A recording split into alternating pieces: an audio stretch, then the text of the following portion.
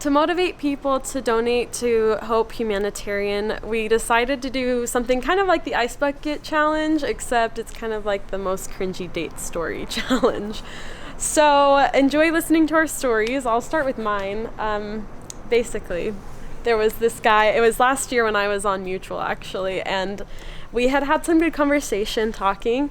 So I was about to go out with him, and then I found out he was the guy that my friend had warned me about. Like, she went out with him and it was horrible. He treated her awful and like was just not a good guy. So I messaged him and I'm like, hey, so I know we were gonna go out, but I heard you treated my friend really bad, and so I'm not interested. Have a good day. And then like a couple months later, he messages me out of literal nowhere, and I think it was on Instagram, and he's just like since this long thing about how he's like changed, and just yeah, it was so random. And he was like, and I just thought of you, like you came to my head, and I just wanted to like see if you wanted to go out. And I asked if he apologized to the girls he had been rude to, and he said he had, and I checked and he had, so that was good. And he also had mentioned he was kind of in a bad place with his divorce, so I was kind of curious and went out with him. And after the date I wasn't interested, but he seemed to like to connect on like the friendship level, so I was like, we can be friends, like that's cool.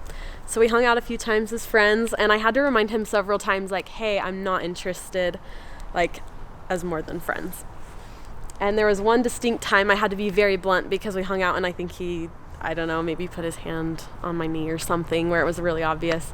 And I just said, we will never be more than friends, like, you know. And so the next day we get sushi and he insists on paying, and I'm like, oh no, this is not good.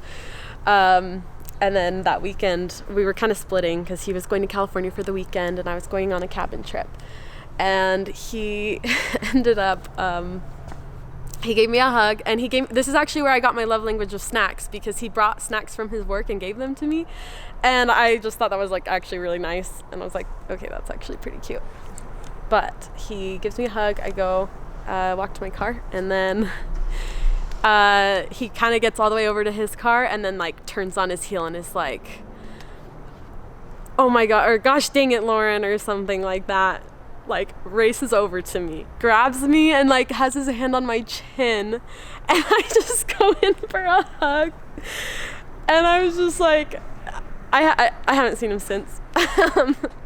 So that was my cringe story. I would love to hear you guys's, and I'd love to nominate Mimi, Matt, and Mikey from the show, and my cousin Kelly to either donate or make their own videos so we can raise awareness and hopefully help those kids that really need our help.